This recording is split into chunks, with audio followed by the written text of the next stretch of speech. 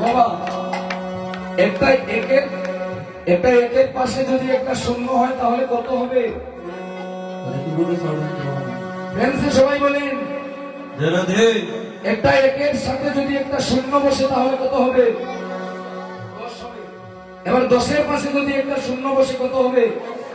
এবার 100-র পাশে যদি আরেকটা শূন্য বসে কত হবে? আমি অঙ্কে মা কাজা, আমি অঙ্কে এমনি ফেল করি। 1000-এর পিছনে যদি আরেকটা শূন্য বসে কত হবে?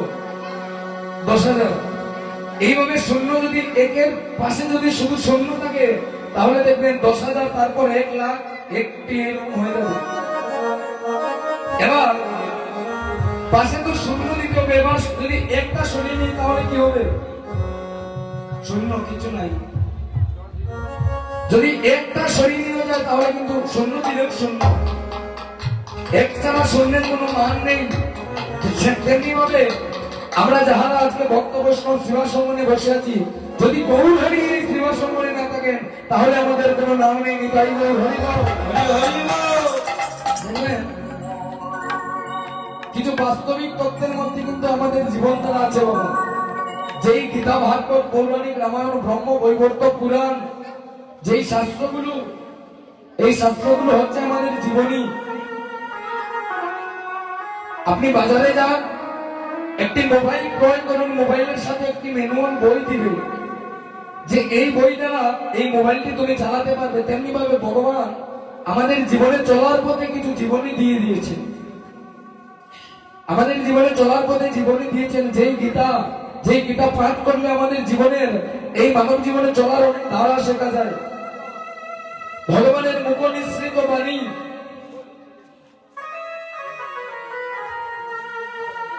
যেই গীতায় ভগবানের মুখ নিঃসৃত বাণী নিজের স্বয়ং গীতায় বাণী দিয়েছে।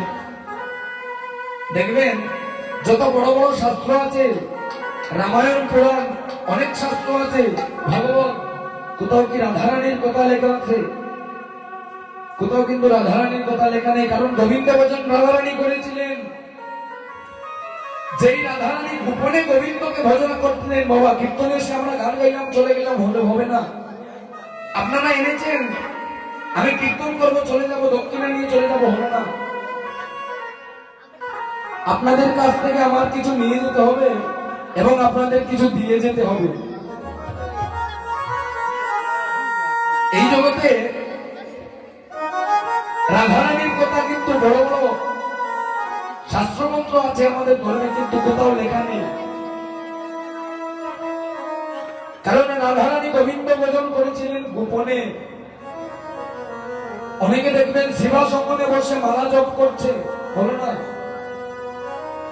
আমরা কলিংদ্বীপ 3 সেকেন্ডে আমাদের মতিভ্রম হয়ে যায়। আমরা কলিংদ্বীপ 3 সেকেন্ডে আমাদের মতিভ্রম হয়ে যায়। আমরা 3 সেকেন্ড কিন্তু মহাপ্রভুর যে আদর্শ, সেই আদর্শের দিকে আমাদের চোখ রাখতে পারি না, আমাদের মতিভ্রম হয়ে যায়।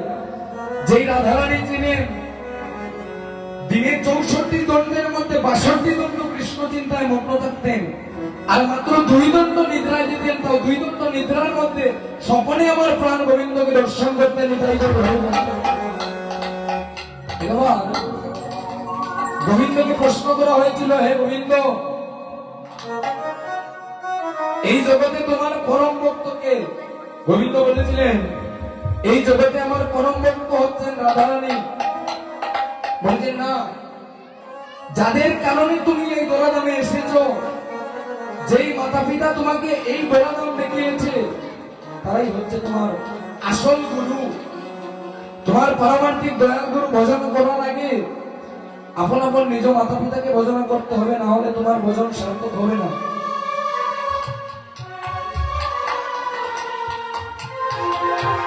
তোমার মাতা পিতাকে যদি তুমি ভজন না করো তাহলে তোমার ভজন সার্থক হবে না।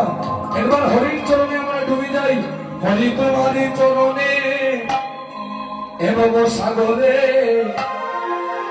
আমাদের কেন একবার ডুবা।